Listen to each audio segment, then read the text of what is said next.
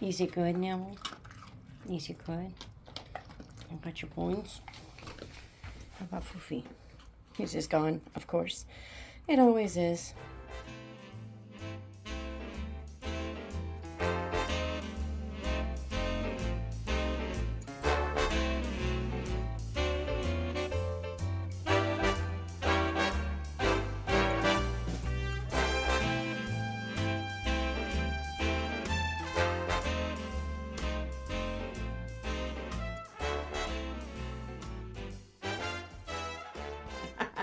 So, okay, guys, we're going to talk audiobooks. It is time. There's really no good way to do this that isn't just, sticking up another image, because I can do screen scrolls, but that's not exactly exciting either. So we're just going to talk about it. I have made lists.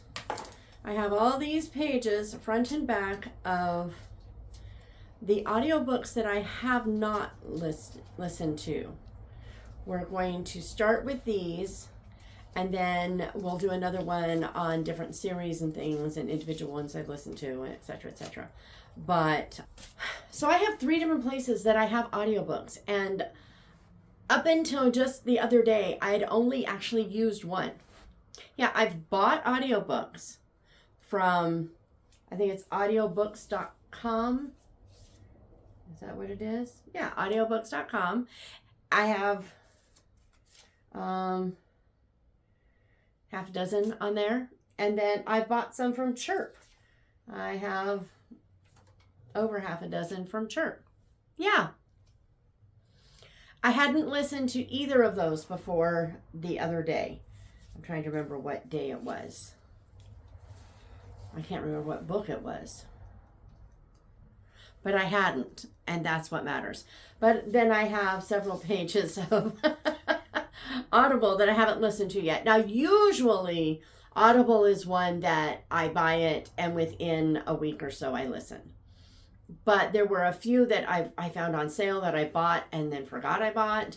And there are a few that if I could just listen to the audiobook, then, maybe like Lord of the Rings, maybe that's how I need to do audio, right?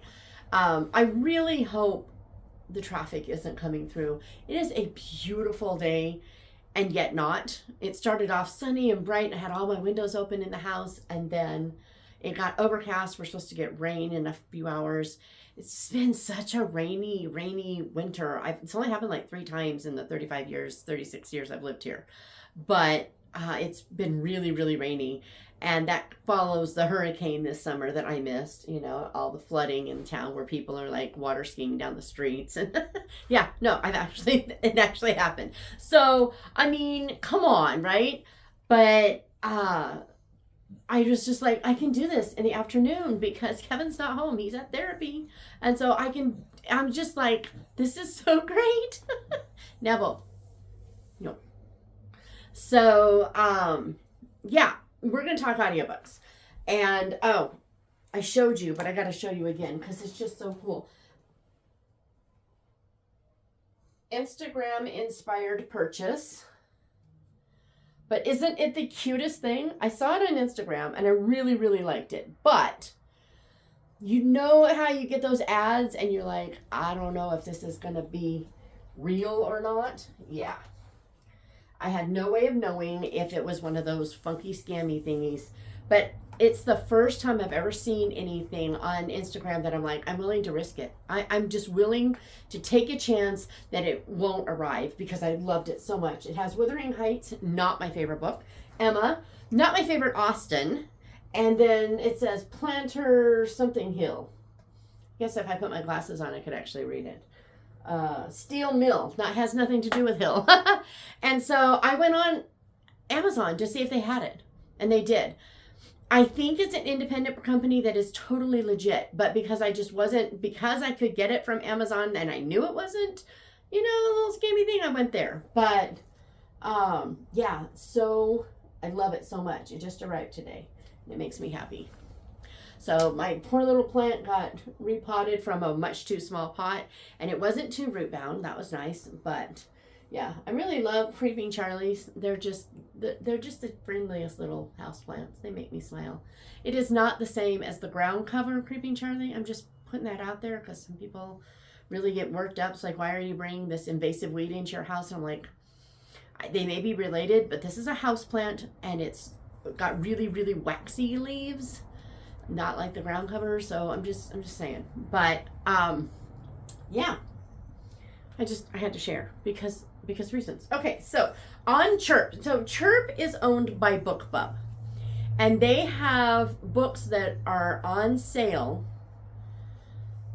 You know, audiobooks are expensive, but you can get Chirp books for like $5-6, sometimes less, when they have their deals. It's kind of like a BookBub deal where it's free or it's 99 cents, right? Well, they do the same thing with audio. And so I have bought a few, and among them, the books that I've purchased are, I have a whole bunch of C.S. Lewis, and I'm not really going to talk about the C.S. Lewis because, you know, why? Except that there's a couple I didn't know even existed. So there's Aspects of Faith, which I don't own any other way, and an essay selection that I don't own anyway. But I also have The Abolition of Man, something good to listen to. English and Literature, and then Education and History. Those two, I'd never heard of them, but I mean, can you imagine how cool those would be? I mean, I want to know what he has to say. And then A Grief Observed, we've all heard of A Grief Observed, and God in the Dock, okay? But then I also have Agatha Christie. So my Agatha Christie's I have, They Came to Baghdad, which is one of my favorite Christie books. It's not your typical mystery, and yet it is too at the same time. So it really deals with during the time of Stalin and all the communist stuff going on. Something happens and everybody starts rushing to Baghdad, all the spies and things from different places, to find out, and someone is killed and all these things happen, and it's just really good. I really like it. I read it, but now I'm like, I want to listen because I think it's going to be extra good on audio. So I have that one, and I really love that book, but I have not listened to it. And these are the only ones. All of these are ones that I actually have not listened to yet, even though, if I've read them, it doesn't matter. I haven't listened yet. And then The Man in the Brown Suit, and I'm trying to remember, that one has something to do with this, that there was a man in a brown suit and he's found dead, and he was supposed to be carrying some papers, and there's a woman. And all of a sudden, I cannot remember this story. So I can't tell you much about it. But I really liked it. It wasn't my favorite of hers, but I really did like it. And then I bought two when they were, because again, they were super good sales. I bought two by Marian Babson. The 12 Deaths of Christmas and Murder on a Mystery Tour. I don't know anything about these, so I'm going to, if you do, tell me, do I want to listen to them? I do generally make sure I listen to the narrator to make sure I can't stand it. That came out wrong.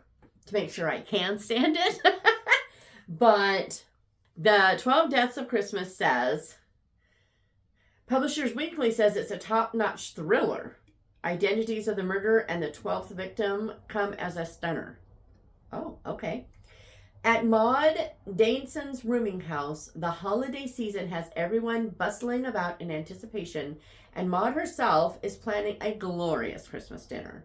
But neither the landlady nor her lodgers realize that a killer walks among them. I almost said police instead of police. Okay, whatever. The police have so far been able... I cannot speak. I don't speak. I can't words. Whatever. Okay. The police so far have been unable to track the culprit, and when murder strikes close to home, it threatens to chill the festive mood. Okay. But then I have another one by her, Murder on a Mystery Tour. I think I must have bought these because they were Christmassy looking and I was in the mood. Because this one also looks wintry. The consistently witty Agatha award-winning author presents a tale of murder in a country mansion. Okay. Then the Houston Chronicle says Marian Babson's name on a mystery is a guarantee of quality writing wrapped around an unusual crime. So somebody likes it. Hopefully I'll be one of them. It says, okay, with their fortunes dwindling, Roger and his wife Midge have turned the family mansion into an English country inn. When Midge gets a call from an old classmate who arranges mystery tours for visiting Americans, she happily agrees to host one of these staged murder events. But the tour seems to be a disaster from the get-go, with lots of arguing and complaining among those involved. Then, after a massive snowstorm, a real murder takes place, and it's up to the amateur sleuths to solve the case before the killer checks them out permanently. Okay, I kind of like the idea that, because it says amateur sleuth, so everybody's coming to this house to solve a mystery that is like a fake mystery. It's written up. We've done these, here in town, and we've had them for our ICFW group. It's been fun. But in this one, it sounds like those guests that came for the mystery weekend are the ones solving the real murder. I kind of like that. I hope I like this, because I kind of like that. Yeah. And then, totally going in a different direction, I have, and I will say most of these will be mysteries, because I listen to mysteries almost exclusively. Not completely, but almost. Okay, but I have Tessa Afshar, In the Field of Grace. I think isn't that one about, it looks like it should be growth. I don't know. We're going to find out. This says, yes, it is about Ruth. So this says, destitute, grief-stricken, and unwanted by the people of God, Ruth arrives in Israel with nothing to recommend her but Naomi's love. Her loftiest hope is to provide enough food to save Naomi and herself from starvation, but God has other plans for her life. And then, obviously, we know the story of Ruth, so I don't need to tell more. But yeah, so we have that one. I've never read anything by Tessa Afshar, and it was super cheap, so I got it because I thought maybe it would be a good intro, right? Okay, now it looks like I bought number 20 in a series of like 36. And if I recall correctly, I have read books in this series and I quit reading them because of the language. It was too much. It was too constant. But I may be wrong about that. So it is Death of a Boar, Hamish Macbeth's Mysteries, book number 20. But I'm kind of nervous. So it's Death of a Boar by M.C. Beaton. It says, travel to the Scotland Highlands with this classic Hamish Macbeth cozy mystery from the author of the Agatha Raisin series. Minor writer John Heppel has a problem. He's a consummate bore. And Neville needs to scratch his nose because noses. Does it feel good, Neville? Does that feel good? Yeah. Okay.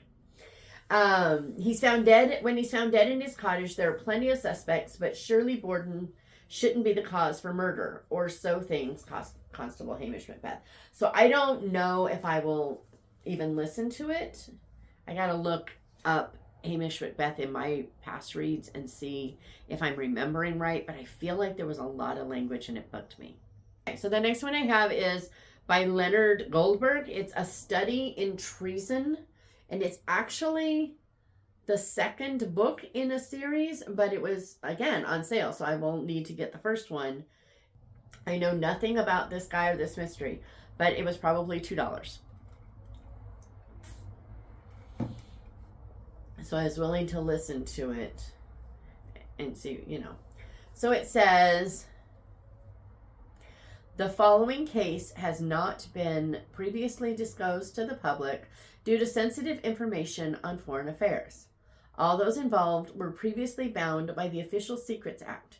With the passage of time and the onset of the Great War, these impediments have been removed and the story can now safely be told. That's really cute.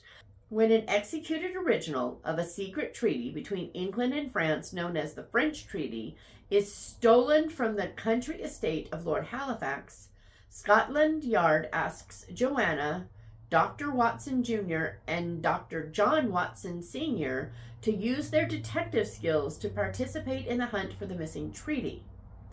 As the government becomes more restless to find the missing document and traditional investigative means fail to turn up the culprit, Joanna is forced to devise a clever plan to trap the thief and recover the missing treaty. So, Joanna's supposed to be Sherlock Holmes's daughter, apparently. That was convoluted, but I do like that the following case is not previously. That was cute. I like that idea, but someone else needs to write their cover copy because that was not good. But I need to see if I want to read the first one in this series, because I would want to, especially since the first in the series says the daughter of Sherlock Holmes. Well, I don't know. Have you read it? Do you know anything about it? Should I read it? Because yes. Okay. Then audiobooks.com. And I don't know where I got audiobooks.com. I don't know where I found it. I don't know why I have it, but I have books on audiobooks.com. And okay, yes, because this is the one that I finally listened to something from. So the first one I have, well, it's not the first one I got, but it's the first one on my list, is Ordinary Grace by William Kent Kruger. This one was one that Krista recommended I get. And I think that this is the one that takes place in, like, over by Minneapolis in, like, the 60s or something. Yes. Near Minneapolis. Yeah, okay. So this says, that was it. That was all of it. A grace so ordinary, there was no reason at all to remember it. Yet, I have never, across the 40 years since it was spoken, forgotten a single word. Ooh. Okay. New Brennan, Minnesota, 1961. The twins were playing their debut season. Ice-cold root beers were selling out at the soda counter of Halderson's drugstore, and hot stuff comic books were a mainstay on every barbershop magazine rack. It was a time of innocence and a hope for a country with a new young president. But for 13-year-old Frank Drum, it was a grim summer in which death visited frequently and assumed many forms. Accident, nature, suicide, murder. Frank begins the season preoccupied with the concerns of any teenage boy, but when tragedy unexpectedly strikes his family, which includes his Methodist minister father, his passionate artistic mother, Juilliard-bound older sister, and wise beyond his years kid brother, he finds himself thrust into an adult world full of secrets, lies, adultery, and betrayal, suddenly called upon to demonstrate a maturity and gumption beyond his years. Ooh, told from Frank's perspective 40 years after that fateful summer. Okay, this sounds good. I'm feeling like this is the first one I should jump into. What do you think? I'm thinking. Because yes. And then, okay, so I had Elementary She Reads by Vicki Delaney, which I have read and finished and did enjoy. It's the one with the Gemma, who is a little arrogant and know-it-all-ish, and I loved her. But I have another one, Body on Bakey Street. Body on Bakey Street. Told you I can't talk.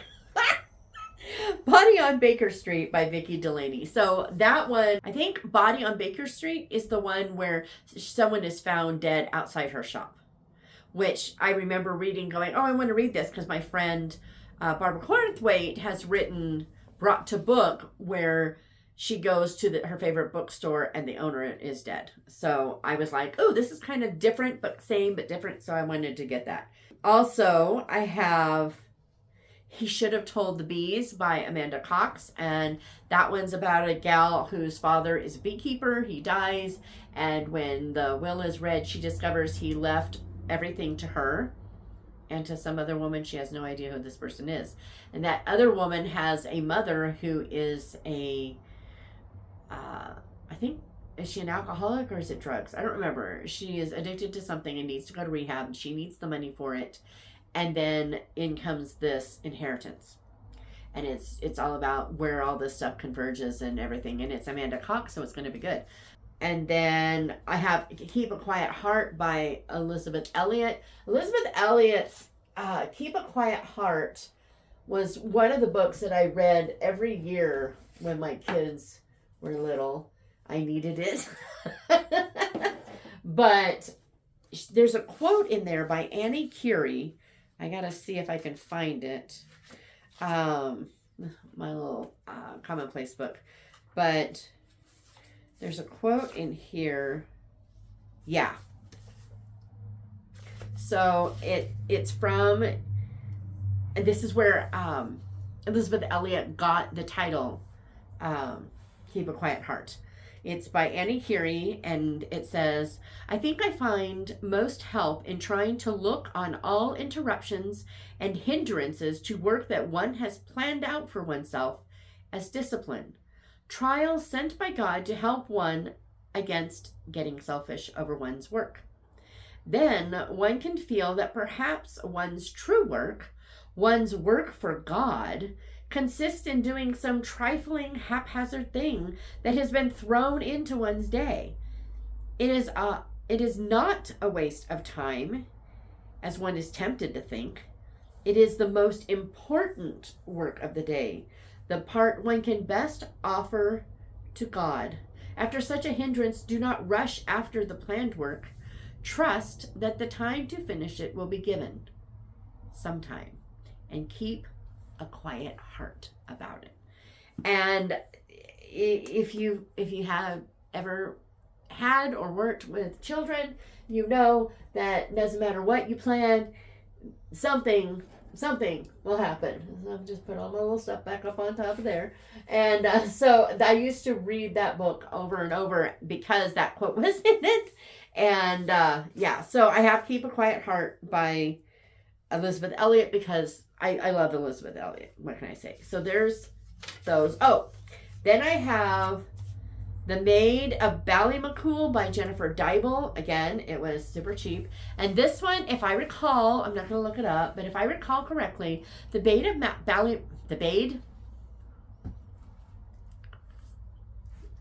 it's a good thing that I don't need my tongue to write. Okay. Try it again. The Maid of Ballymacool is about, it's kind of a little bit like in Emma, there's that woman who has the school and she takes in Harriet Smith because somebody sends her there and pays for her upkeep. Well, it's kind of that type of place, but there's this young girl who has no home, has no family, and so she takes her in. She's not very nice to this girl, but this girl goes out. She's got a really neat personality, kind of unique, and she goes out into the woods and spends time alone in the woods and tries to commune with God, basically, because she just doesn't have a lot. And she meets someone there who really teaches her more about God, and it's just yeah, I want to read this story so bad, and I haven't done it yet. And I saw that and I was like, oh, why not? So there's that one. And see what I mean? I've got a lot of good stuff here. I'm like, what am I going to read? I don't know. And then I have The Healing of Natalie Curtis. I've talked about this one before. It's by Jane Kirkpatrick, and it's Natalie Curtis was an actual person. She was a pianist. She got stage fright. Her brother had gone to Arizona for his asthma, and it did such a great world of good for him that he convinced her to come out with him. She hears someone singing in, I don't know, I'm assuming Navajo. She hears someone singing and wants to hear more, but they're not allowed to. And this woman has gotten caught singing because it's against the law. And so she goes to President Roosevelt and says, hey, you've got to protect this. You got to stop this. You can't make this illegal. We're going to lose this culture. And got permission to record all these people. And it's just this whole story. So I have the book. I have her brother's book that he wrote. I want to read them. And then now I have the audio. So somehow, some way, I'm going to read this thing, right? Yes, because yes. So that is audiobooks.com. Those are what I have from those. And the rest of all of this, oh, wait a minute. Yeah, I read both sides of that. Okay, yeah. The rest of all of this, front and back sides, is all Audible. I have a ton of books on Audible. So we're going to try to fly through these, okay? Let's do this thing. So this is, I think, the first book in the Rabbi Small Mysteries by Harry Kimmelman. And it sounds so good that I really want them, but I've not heard anyone talk about these. So what do you know about the Rabbi Small Mysteries? Are they good? Am I going to like it? Please tell me I'm going to love it, because yes. Okay. Friday the Rabbi Slept Late. David Small is the new rabbi in the small Massachusetts town of Bernard's Crossing. Although he'd rather spend his days engaged in Torah study and theological debate, the daily chores of synagogue life are all-consuming. That is, until the day a nanny's body is found on the rain-soaked asphalt of the temple's parking lot. When the young woman's purse is discovered in Rabbi Small's car, he will have to use his scholarly skills and Talmudic wisdom and collaborate with the Irish Catholic police chief to exonerate himself and find the real killer. Like this so much. Blending the unorthodox sleuth's quick intellect with thrilling action, Friday the Rabbi Slept Late is the exciting first installment of the beloved best-selling mystery series that offers a Jewish twist on the clerical mystery, a delightful discovery for fans of Father Brown and Father Dowling, or readers of Faye Kellerman's suspense novel set in the Orthodox community. So, I mean, it won an Edgar Award. Hopefully this is as good as it sounds. What do you think? Yes? Okay. And then I have the Agatha Christie autobiography, and the one I have is read by Agatha Christie. The audio quality is not great, but she reads it. So you can actually listen to her reading her own autobiography. So I'm like, I had to have it. And it's free. For Audible listeners, it was free. So, yes, because yes. And the Brothers Karamazov, obviously everybody knows what that is. I found a good copy of it with a narrator that I liked listening to. And I'll put it up here, but yeah. Okay, and then I have Paper Wishes by Lois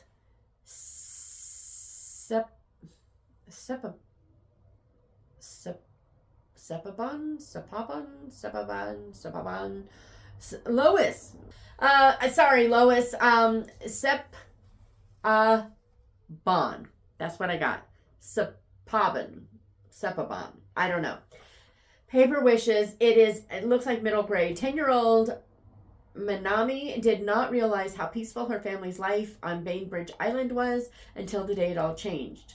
It's 1942 after the attack on Pearl Harbor, and Manami and her family are Japanese American, which means the government says they must leave their home by the sea and join other Japanese Americans in a prison camp in the desert, which may be the one that is like an hour away from me. And I've been there, and it kind of looks, the cover looks like Manzanar, so I'm hoping that it will be Manzanar, and then it's just the story of this family and their dog and Manzanar, I'm assuming. I really think this is Manzanar. So, yeah, I want to listen to that. And maybe I should listen to that this month, right? Right? Yeah. We're gonna go with that. Okay, and then they had a sale on A Beautiful Disguise, which is the first book in the spy series by Rosanna M. White, where they start kind of spying on the elite in London because they have the connections. They just don't have the money and all the stuffness. So I have that one. I have The Ballad of Songbirds and Snakes. I have not listened to it. My daughter has. And, Suzanne Collins, the fourth in the Hunger Games stuff. It's like a prequel, I think. But I have not read it. Is it any good? Am I going to like it? Please tell me I'm going to like it. I like the series. Does that help? I don't know. Anyway. And then I have The Gospel Primer by Milton Vincent. I bought this quite a while ago. Let me see.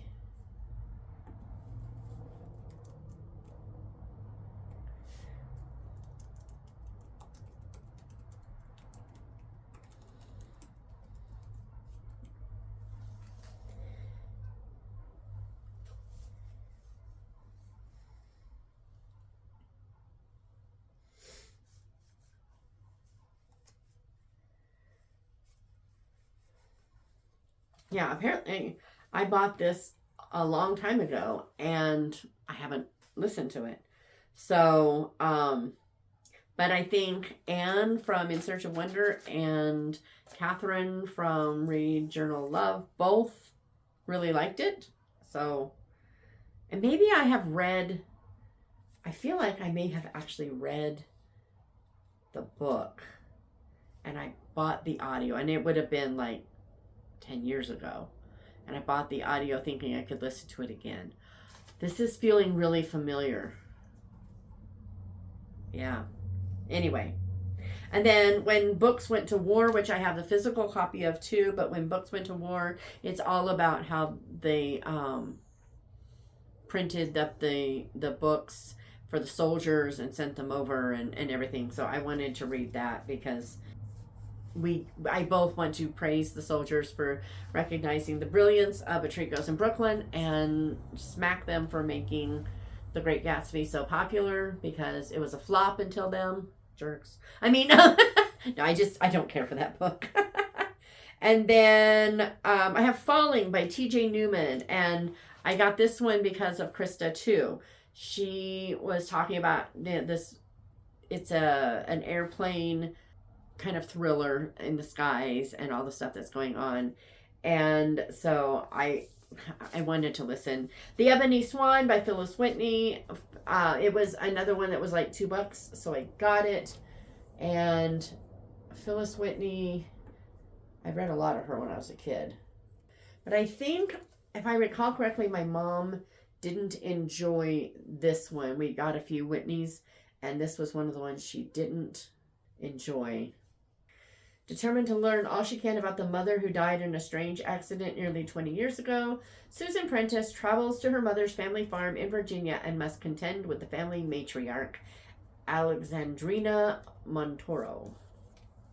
It says it's adventure and suspense. So there's that. Mere Christianity, C.S. Lewis, we know that one.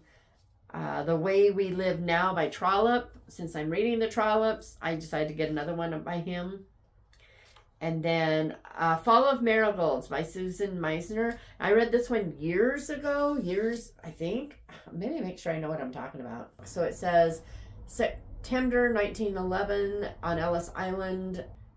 Someone died in the Triangle Shirtwaist Fire, and she doesn't want to go home. And then in September of 2011, on Manhattan's Upper West Side, a widow has convinced herself that she's living fully working in a charming specialty fabric store and raising her daughter. But then she runs across a long-lost photograph, and she has to relive the day that her husband died in the World Trade Center. So 2 women, 2 terrible, horrible, awful, tragic deaths, and how they're connected somehow. Infernal Fall by Bryan Mitchell. This one is a Christian fiction. I talked to the author on the podcast, and I got it because it sounded so good, and I haven't listened yet. But Infernal Fall is... there's only one way out of hell. So it's kind of a Dante's Inferno retelling sort of thing. Daniel Strong is a troubled young man with one bright spot in his life. His girlfriend Christine, he hopes to propose on a hike in the mountains, but a mysterious artifact in a dark cabin ruins his plan. Things quickly go downhill, literally, as handling the keystone causes Daniel to fall straight into hell, leaving Christine behind. And then it's all the good stuff. Wow, guys. So I just got interrupted. Kevin came out. They graduated him from physical therapy today. He doesn't have to go back. He's obviously not like totally healed. He's got a lot of work to do on his knee and stuff like that. But they don't think that him going there is going to help. It's just a matter of time. So that's kind of cool. I'm kind of excited about that. Just had to say. The next one I have is Wishes and Wellingtons by Julie Berry. I know nothing about this, so let's see what it says. Maeve Merritt chafes at the rigid rules at her London boarding school for upright young ladies. When punishment forces her to sort through the trash, she finds a sardine tin that houses a foul-tempered genie with no intention of submitting to a schoolgirl as his master. Soon an orphan boy from the charitable home next door, a mysterious tall man in ginger whiskers, a disgruntled schoolworker, and a take-no-prisoners business tycoon are in hot pursuit of Maeve and her magical discovery. It'll take all her quick thinking and sass to set matters right. Maeve Merritt is one feisty heroine you won't soon forget. I don't know why I have this. Maybe it's my daughter's. I don't know why I have this. Yeah. I don't know. I don't know. Do you know anything about it? I mean, it looks middle grade, so I mean, it's the right time if I should read this. I can't decide if I'm interested or not. Sort of?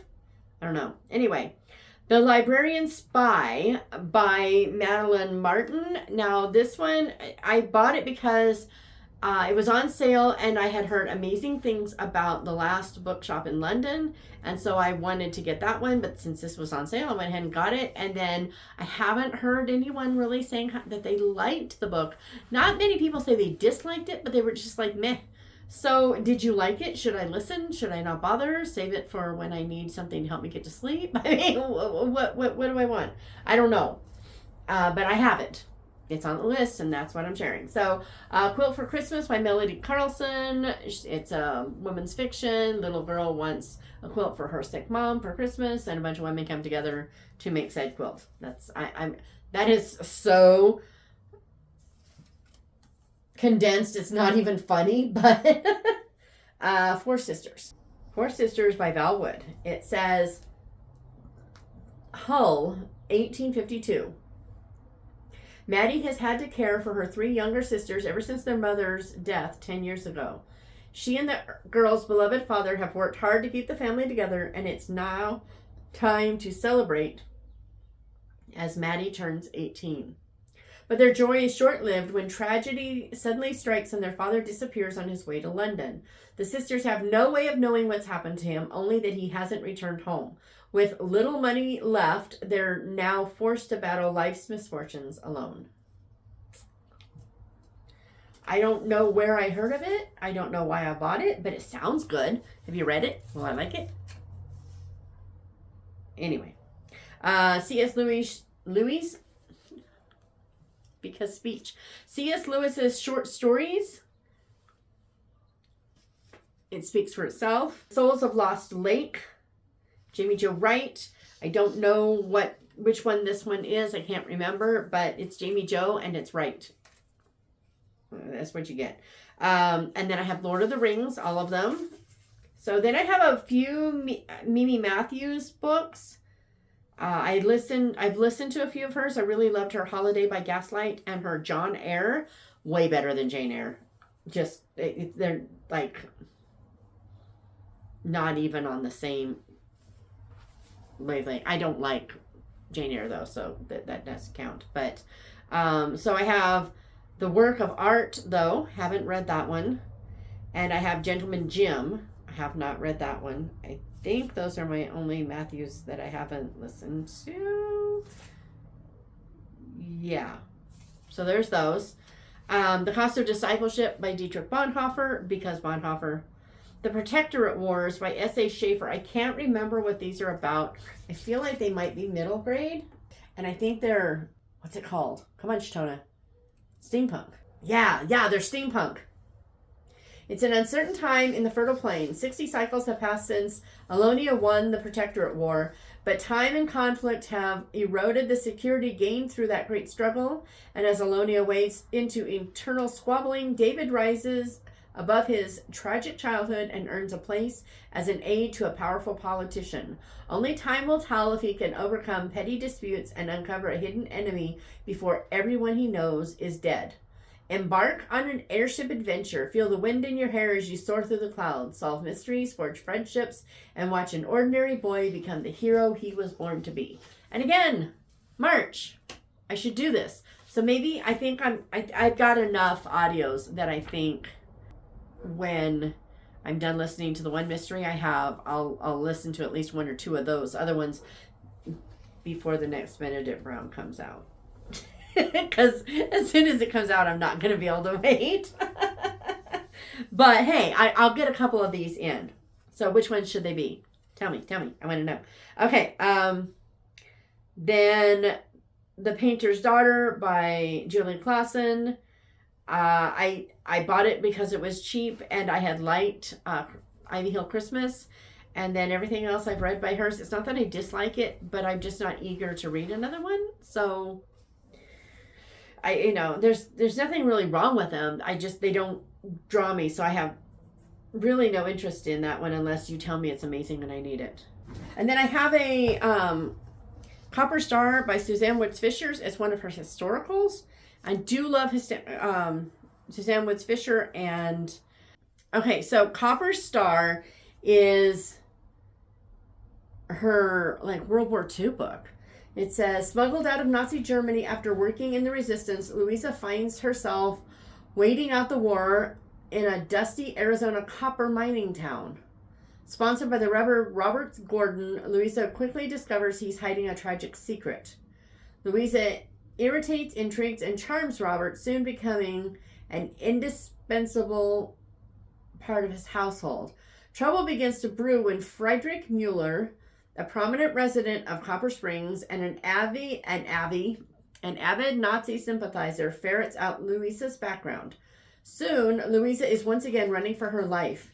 Can she outfox a fox like Mueller, or will she be sent back to Germany as a hostage exchange facing certain death? So, yeah, I didn't know she did, and when we were talking, and so I bought it, and now, I forgot how much that sounded good. Okay, and then I have Idols of the Heart by Elyse Fitzpatrick. It was included in the membership, and so I snagged it. Does anyone know anything about it? I don't want to waste time listening, but it says learning to long for God alone. That sounds amazing. And if there's a reason I won't like it, I would like to know it, because yes. And then Long Way Gone by Charles Martin. Again, Charles Martin, I have so many of his books and I have not read them. My mother likes them though. So, I mean, why haven't I read them? I don't know. Why? What's wrong with me? I think they've been built up so much in my mind as they're going to be so great that I'm afraid I'll be disappointed. I bet that's it. Whatever. Love Riot by Sarah Barrett. It is intended for young adults, but it is an amazing book. I've read the physical book, but I got the audio to listen to whenever. It's an amazing book that basically just transform your heart and mind to be conformed to the image of Christ. I mean, that's really what it really is about. Bryan Litfin, The Sword. It's book 1 in the Chivels trilogy. It says, it's beautiful. It's got a beautiful cover. It says, 400 years from now, a deadly virus and nuclear war have destroyed the modern world, and those who survived have returned to a medieval-like life of swords, horses, and feudal kingdoms. Yet the breathtaking mountain realm of Shivis, I don't know, lives in peace, protected from the outside world and obedient to its own gods. Though this noble civilization seems to flourish, Christianity has been forgotten until a mysterious book is found. So yeah, when I read that much, I was like, sold. And I obviously, it's the first book in, I don't know how many, 3. So it's in a trilogy, first book. I want to read it. Turn of the Screw by Henry James. It's, if you've seen the movie The Others with Nicole Kidman, it's kind of a similar-ish kind of thing. Short story. I thought I'd listen to it and I haven't. Then I have Riley Mack and Other Known Troublemakers by Chris Geberstein. I don't know why I have this. A gang of bold kid crusaders set off on an unforgettable adventure to thwart wrongdoers in their neighborhood. Has anyone listened to it? Is it any good? I want to know. The Sewing Machine by Natalie Fergie. Let's see what we got here. Okay, this is like split time. So it says, it's 1911, and Jean is about to join the mass strike at the Singer factory. For her, nothing will be the same again. Decades later, Connie sews coded moments of her life into a notebook, as her mother did before her. More than 100 years after his grandmother's sewing machine was made, Fred unpicks the secrets of 4 generations, one stitch at a time. I mean, that seems pretty cool. How to Find Love in a Bookshop. Veronica Henry. Please tell me this is clean. I would love to hear if this is clean. I got it, again, on sale. But it says, the enchanting story of a bookshop, its grieving owner, and a supportive literary community, and the extraordinary power of books to heal the heart. Nightingale Books, nestled on the main street in an idyllic little village, is a dream come true for book lovers, a cozy haven and welcoming getaway for the literary-minded locals. But owner Amelia Nightingale is struggling to keep the shop open after her beloved father's death, and the temptation to sell is getting stronger. The property developers are circling, yet Amelia's loyal customers have become family, and she can't imagine breaking the promise she made to her father to keep the store alive. And then it talks about all these people. So it sounds like a kind of, it sounds like it could fit in book strings, you know? So I'm like, will I like it? Please tell me. Come on, a bookstore. There can't be a whole lot of inappropriateness, right? Please tell me there's not a whole lot of language or smut. Please lie if necessary. No, don't lie. Tell me. The Mad Wolf's Daughter by Joshua Manning. I think this is another middle grade. Okay, Joshua Manning is the narrator. It's Diane McGross. And I think I got it because it says a Scottish medieval adventure about the youngest in a war band who must free her family from a castle prison after knights attack her home. With all the excitement of Ranger's Apprentice, and perfect for fans of heroine like Alana from the Song of the Lioness series. Yes, but I think I also got it because I'm looking for Scottish type books for Wee Bonnie Books coming out. And then there's The Black Star of Kingston by S.D. Smith. S.D. Smith wrote the Ember series, so I'm assuming it has something to do with that, and that's going to be, or at least in that same vein, even if it's not part of that series. So I'm like, okay, S.D. Smith, done. So the Incorrigible Children of Ashton Place series, I have the whole series. We listen to them with the grandkids. I've only listened to tiny little snippets. I haven't actually listened to the whole book, but got them so the grandkids can listen to them, and every bit of it that I have listened to cracked me up. So I definitely do want to listen to those. And again, March, what is going on? Why am I not listening to all of these? It says 8. No, I was thinking maybe it said I had 8 books, but no, 7, 8. This is page 8 of all these books, guys. And see how many I have that aren't listened to, my TBL shelf, right? Got all these, but you know what? There's not that many. This is really not that many. I have 10, 20 times this on my shelves. So, I'm just saying. The Rose of Winslow Street by Elizabeth Camden. Again, Camden is kind of like Julie Klassen for me. I don't know why I bought it. And I don't know if I want to listen to it. Is it any good? Do I want it? I don't know. But yeah, these are the ones that I haven't listened to. I can throw these away now. And maybe I should save them to type up. my list is up. But yeah, what do I want to listen to first? What do I want to, I'm just gonna close this. What do I want first? Tell me. Where do I go from here? Because default is going to be mystery. But I have some good books in this. I liked both of the Mimi Matthews that are 3. I'm thinking of those two, but I'm pretty sure I've listened to 3 Made Me Mad. I liked them. I mean, there's so many books. Like, why haven't I listened to The Healing of Natalie Curtis? What's wrong with me? I'm just saying. But I do have books that I have started, like The Ascendant and The Secrets Beneath, and I've got a few that I've started that I haven't, I'm in the middle of, and I haven't, like, finished. I didn't count those because I'm like, those will just end up in a wrap-up someday, either as a DNF or as whatever. So I mostly stuck to just ones that I've never started to listen to deliberately. But what do I listen to first? What do you think? Meanwhile, beautiful little Charlie plant.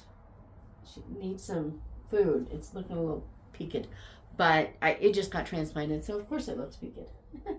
But, and I will be back with more books and more stuffness, and I think it's about to rain. So I'm going to go and try to declog my daughter's sink. It's nice and plugged up, and she needs help, so I'm going to go do that. So hopefully she can come home to a plugless sink, right? That would be good. And I will see you soon. I have no books to show you, but I can show you cute little plants. Isn't this just so adorable? I just love it so much. Ah, it's so cute. Thinking if I just watch, if I just listen on audio, if I just could talk.